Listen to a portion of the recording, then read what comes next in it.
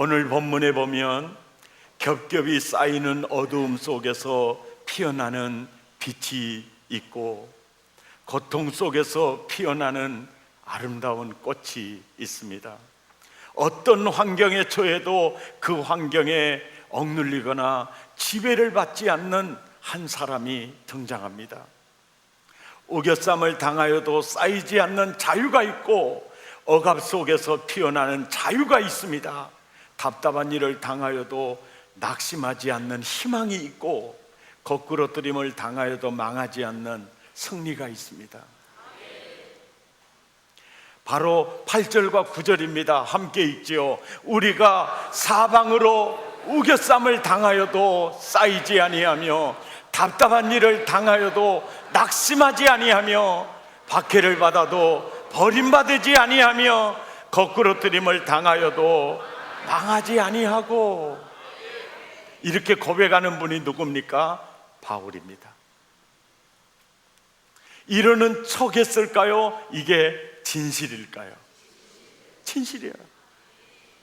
답답한 일을 당하여도 낙심하지 않고 사방으로 우겨쌈을 당하여도 쌓이지 않고 박해를 받아도 버림받지 않고 거꾸로뜨림을 당하여도 망하지 않는다. 예수 믿는 바울은 이렇게 살았는데 나는 왜 우겨쌈을 당하면 숨 막히고 답답한 일을 당하면 더 답답이가 되고 거꾸로뜨림을 당하면 내가 일어서는 날이 있을까 절망이 오고, 뭐가 다른 거죠? 여러분, 오늘 7절 말씀에 보면 바울은 이렇게 얘기해요. 우리가 사방으로 우겨쌈을 당해도 쌓이지 않고 박해를 받아도 버림받지 않는 것은 보배 때문이다. 보배가 누굽니까? 예수님 때문이다. 예수님을 여러분의 구원자로 주인으로 영접하셨습니까? 예수님이 지금도 여러분의 마음의 문을 두드리고 있습니까? 아니면 영접해서 여러분 안에 있습니까? 예수님과 함께 사십니까? 그런데도 왜 바울은 우겨 쌓이지 않는데, 버림받지 않는데, 답답해하지 않는데 왜 나는 바울과 다를까? 뭐가 다를까요? 바울에게 임한 보배 되신 예수님과 내게 임한 예수님이 다를까요? 설교는 듣고 계십니까? 그건 다르지 않죠.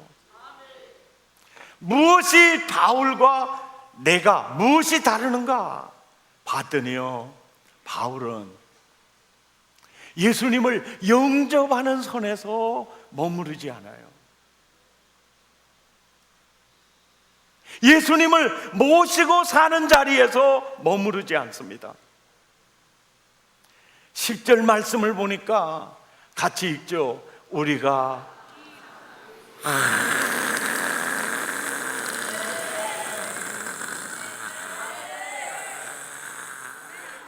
아직까지 아멘 안 하시는 분은 너 거기서 죽어버려라 그러고 안 하는 거예요.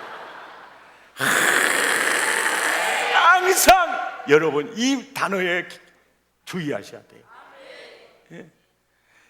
어저께 죽었는데 오늘은 부활했다, 이게 아니에요. 항상 예수의 죽음을 몸에 짊어지고 사는 거예요. 그러니까 내가 살아날 여지가 없는 거예요. 이게 바울입니다. 바울, 사방으로 우겨쌈을 당하여도 쌓이지 않고 답답한 일을 당해도 답답하지 않고 박해를 받아도 버림받지 않고 거꾸로 뜨려져도 망하지 않는 것은, 나는 이미 예수님의 십자가, 그러니까 예수님과 함께 죽어버린 거예요. 그러니까 항상 예수의 죽음을 몸에 짊어지고 사니까 내가 부활할 여지가 있어요, 없어요? 없어요. 이것이 바울이구나.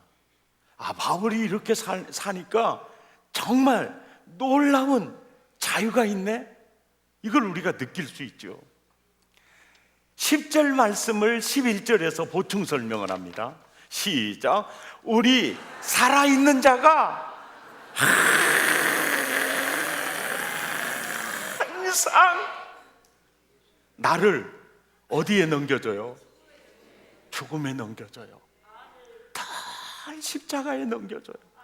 늘 죽음에 넘겨주는 것은, 그 이유는 예수의 살아계심이, 예수의 생명이, 예수의 나라가, 예수의 마음이, 예수의 능력이, 생명의 능력이 우리 육체에 드러나게 하기 위해서다.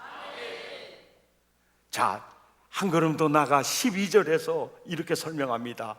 그런즉 사망은 우리 안에서 역사하고 생명은 너희 안에서 역사하느니라. 그러니까 내 안에서 늘 내가 그리스도와 함께 죽어버리니까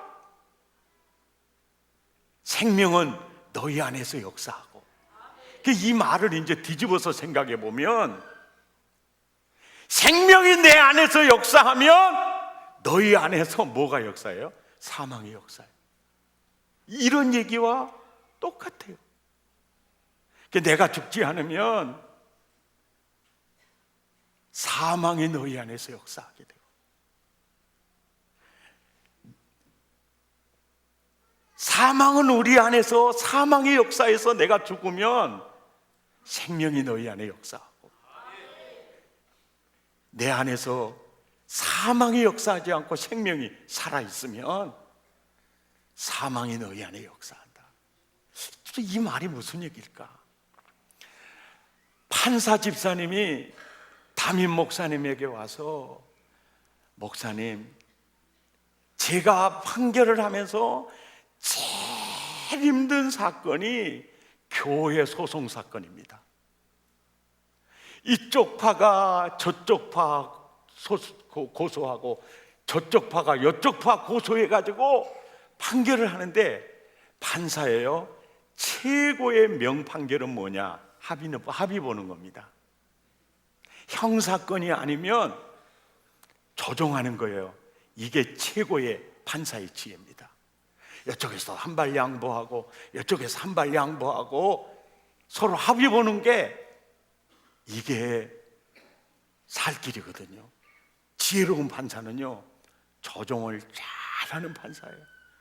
그래서 자기도 교회 다니는 집사니까 어떻게 하든지 2층에서 예배드리고 또 저쪽 파는 1층에서 예배드리고 막 싸우니까 예수의 이름이 너무 구겨지니까 판사 집사님이 정성을 다해서 조정해 보려고 노력을 하는데, 제일 조정이 안 되는 종자들이 교회 종자들이라는 거예요.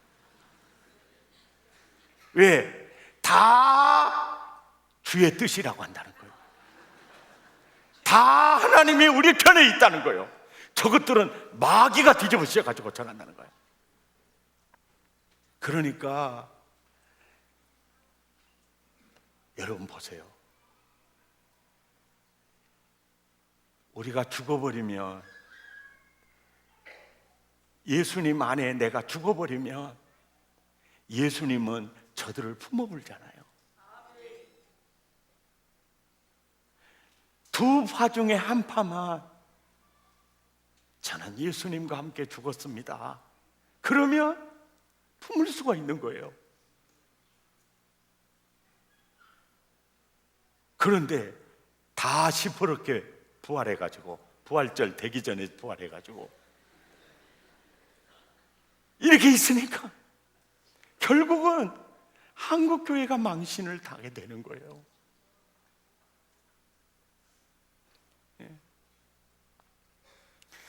이중표 목사님이 시골에서 목회를 하시는데 그렇게 자기를 괴롭히는 집사님이 있었답니다.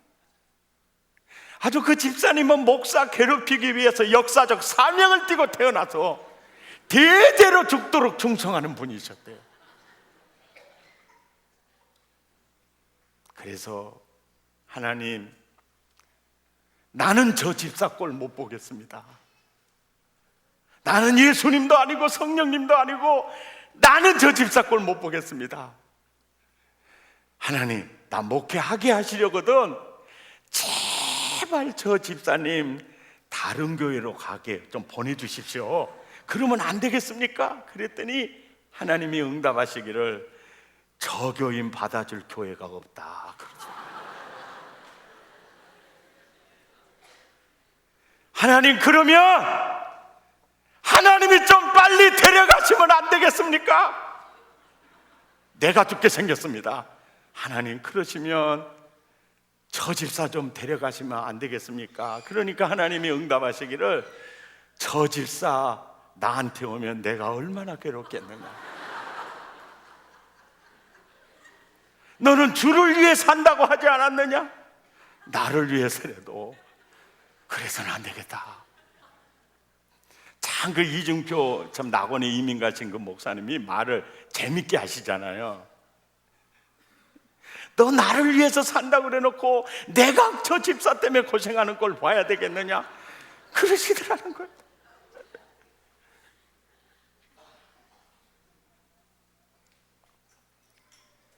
하나님, 그러면 어떻게 해야 했을까요?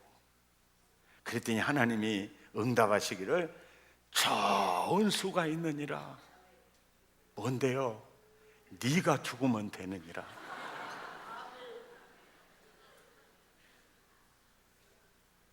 여러분, 이 목사님이요,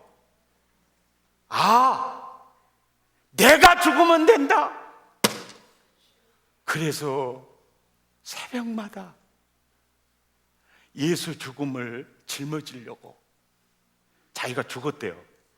근데 진짜 죽었더래요. 자기가 예수님과 함께 죽어버리니까 자기의 모든 마음이 예수님의 마음이 되고 눈이 예수님의 눈으로 바꿔지더니 그렇게 힘들게 했던 집사님이 그렇게 불쌍하게 보이고 짠하게 보이고 품어지더라는 거예요. 아무 그 집사님 때문에 문제가 되지 않더라는 거예요. 그것뿐만이 아니고 자기가 죽어버리고 나니까 원망도 사라지고 마음의 분노도 사라지고 왜 예수를 저렇게 개떡같이 믿을 수밖에 없어? 화도 사라지고 천국이 임하더라네요. 이래서 이분이 갈라디아서 2장 20절 말씀을 깨닫고 이분이 정립한 신학이 별세 신학입니다. 내가 별세했더니 특별한 하나님의 나라가 이루어지더라는 거예요. 그래서 별세해야 별세를 누립니다. 이것이 그분의 별세 신학이에요.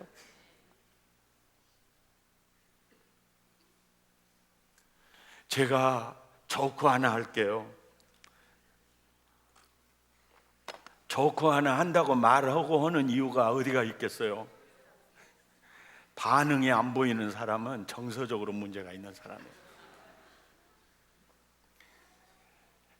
어린 사슴이요, 그저 천국 같은 초장에서 풀을 뜯어먹고 한참 풀에 취해서 풀을 뜯어먹고 있는데 세상에 어마어마한 곰이 으르릉 하고 나타나는 거예요. 그 순간에 이 어린 사슴이 도망가자니 뛰어봐야 배룩일 것 같고 살 길이 순간에 떠오르는 게 죽은 척 하는 것이 살 길이겠구나. 그리고 갑자기 자빠져가지고 배를 하늘로 딱 쳐들고 하고 있으니까 곰이 오매 불쌍한 사슴 어쩌다 죽었니? 너무 곰이 그 사슴을 안고 양지 바른 곳에 땅을 파고 묻어줬어요.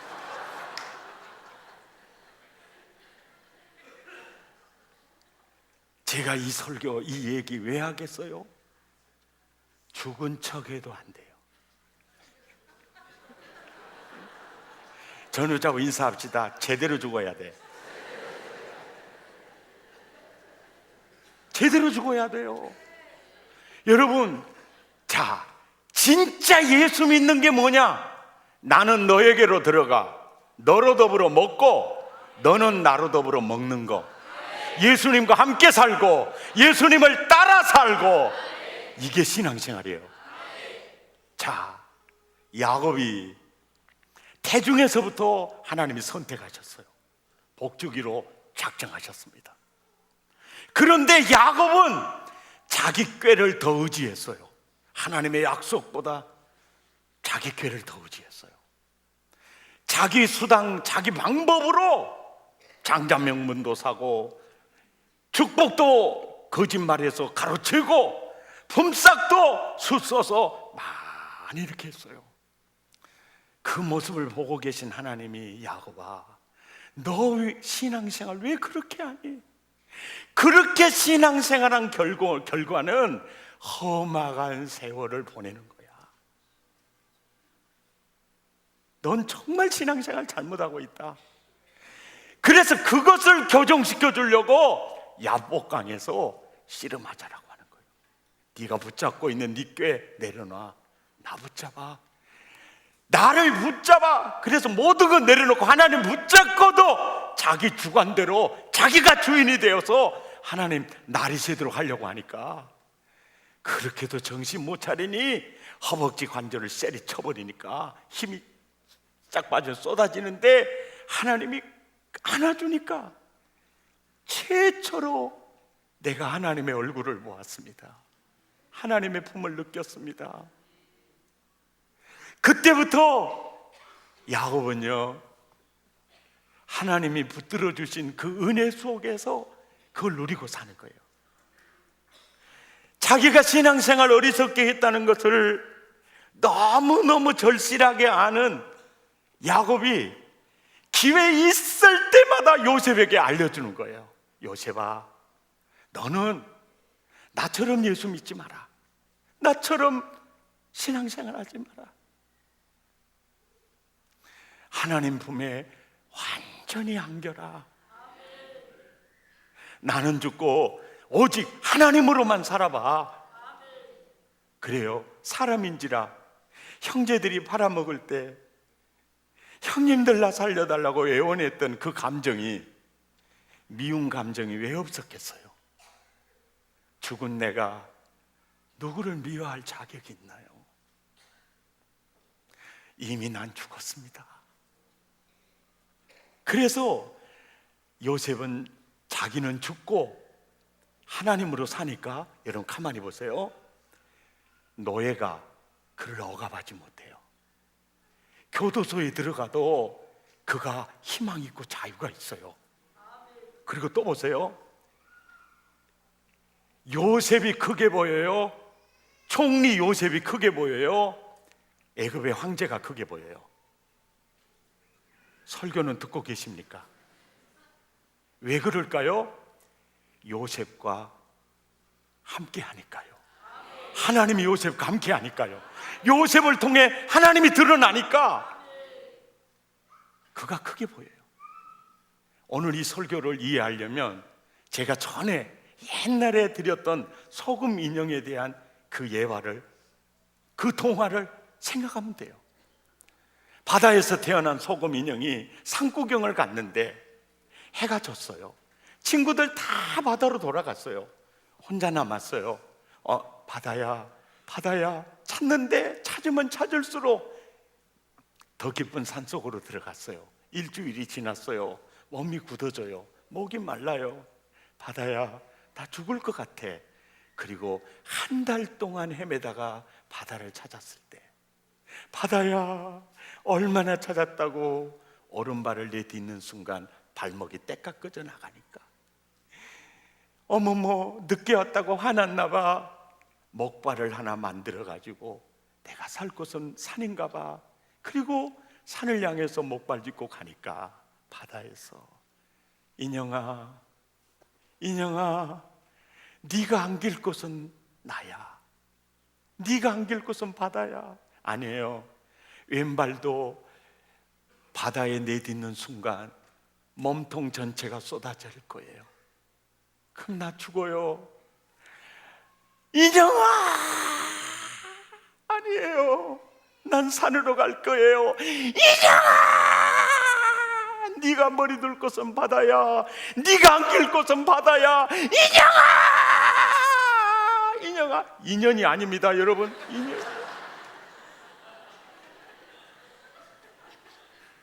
인형아, 아빠는 너를 기다리다가 병들었단다. 엄마는 네가 나간 다음부터 밥 한 술을 못 떴단다. 인형아, 네가 머리 둘 곳은 바다야. 그 말에 가던 길을 멈추고 방향을 전환해서 왼 발목을 내딛는 순간 몸이 그대로 쏟아져 녹아지고 없어지더니 아주 행복한 얼굴이 바다가 인형의 초상화로 바꿔지는 거예요.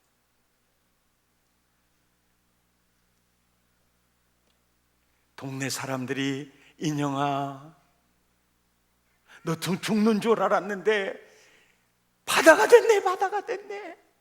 예, 제가 소금 인형으로 있으면 소금 인형으로 연약하게 살 텐데요, 내가 바다에 안겼더니 제 이름이 바다로 바뀌었네요.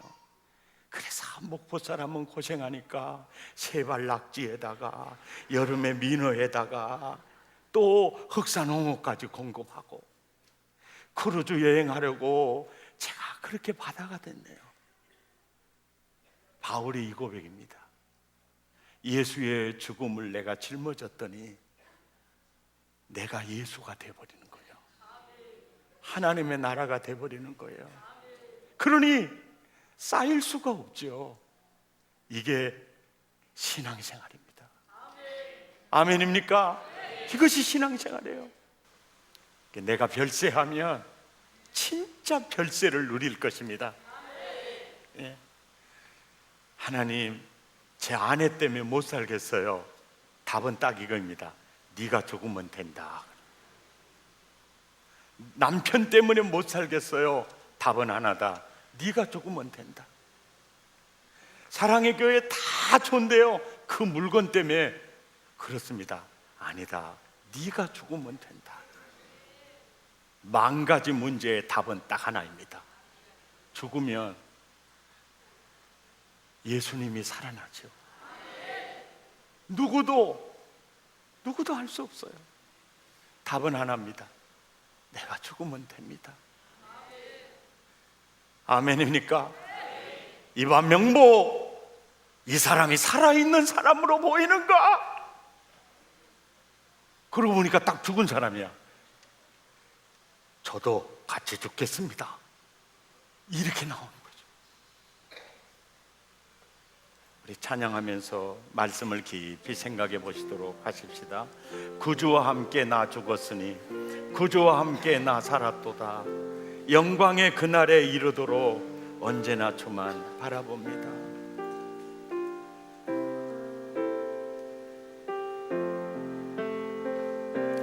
구주와 함께 나 죽었으니 구주와 함께 나 살았도다.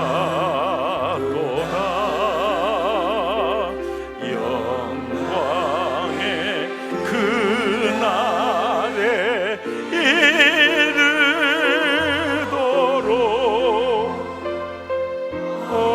언제나 주만 바라봅니다.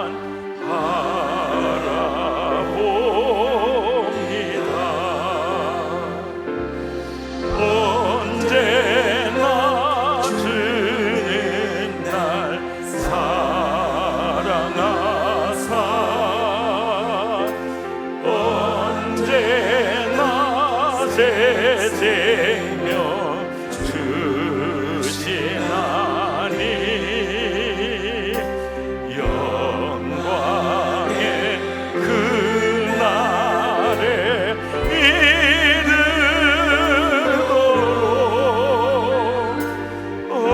언제나 주만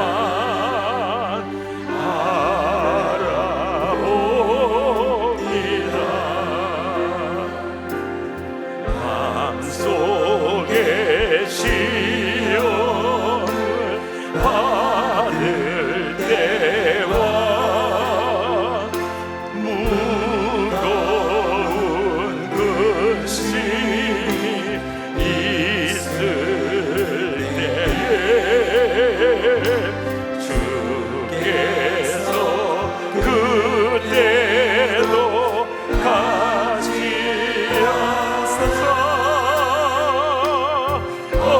언제나 나를 도와주시네.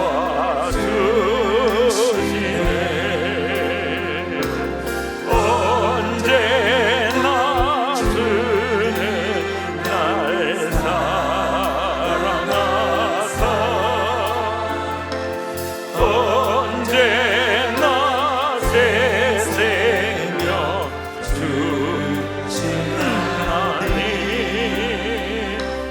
영광의 그날에 이르도록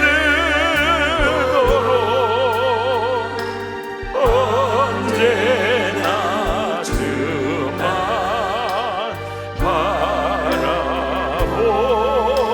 바라보리라. 뼈같은 눈물을 흘릴 때와 쓰라린 마음으로 단식할 때 주께서 그때도 같이 하사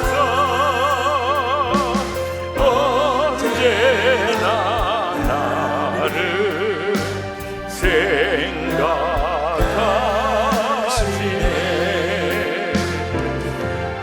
언제나 주는 날 사랑하사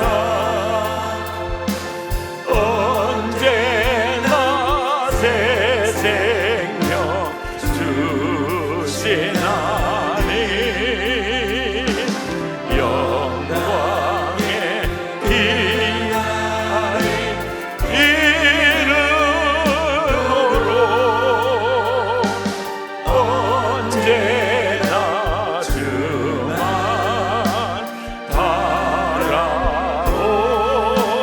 바라보리라.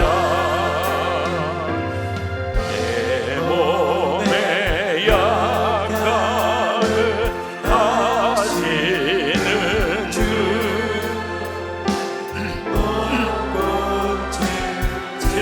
질병이 아주 없네.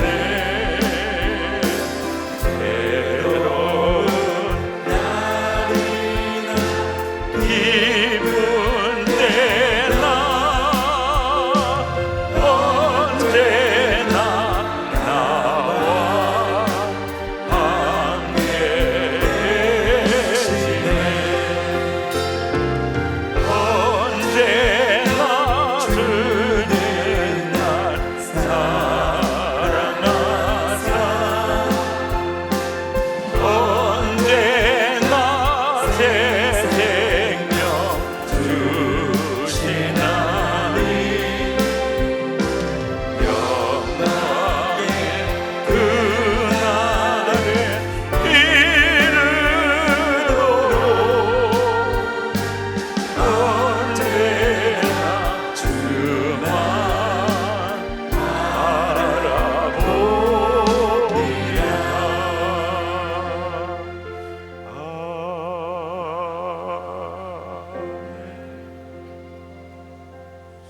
우리 함께 기도하겠습니다. 예수 그리스도를 나의 구원자와 주인으로 영접하는 선에서 머무르면 안 됩니다. 예수의 죽음을 내가 짊어지는 자리까지 나아가야 합니다. 그럴 때 예수의 생명이 드러나게 돼요. 천국을 누리는 가장 장애물은 내가 살아있는 겁니다.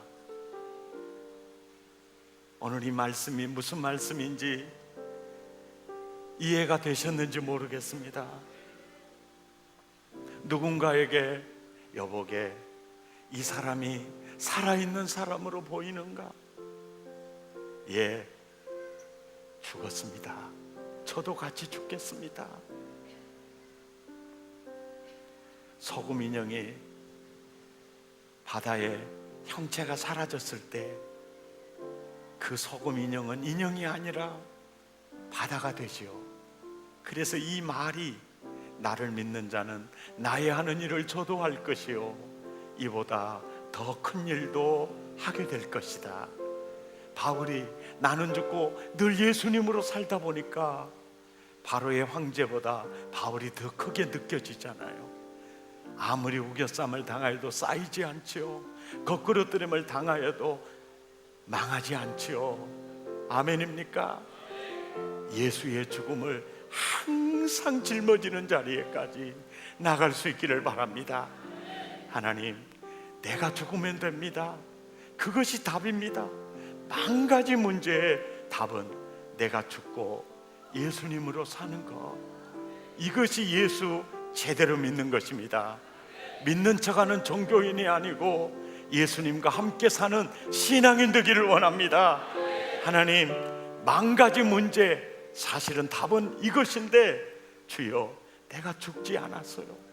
늘 내가 살아있으니까 내 기준에 따라 사람 판단하게 되고, 그래서 내 마음은 늘 지옥이었습니다. 죽은 내가 화를 왜 내요? 죽은 내가 어떻게 비판할 수 있는가요? 주여, 내가 아직 죽지 않았군요. 구주와 함께 나 죽었으니 되기 원합니다. 오늘 이 시간, 이 예배 시간 그분과 그분의 도움을 구하면서 그분 안에서 주님, 제가 아직도 살아있습니다. 복음 안에서 제가 죽겠습니다. 예수의 죽음을 제가 항상 짊어지며 살겠습니다. 별세할 때 별세를 누리게 될 줄 믿습니다. 주님이 주신 말씀 부여잡고 마음을 토하고 입술을 열어 정말 좋으신 아버지와 깊은 교제를 나누실 수 있기를 바랍니다. 다 같이 마음을 토하고 입술을 열어 기도하겠습니다. 하나님 아버지,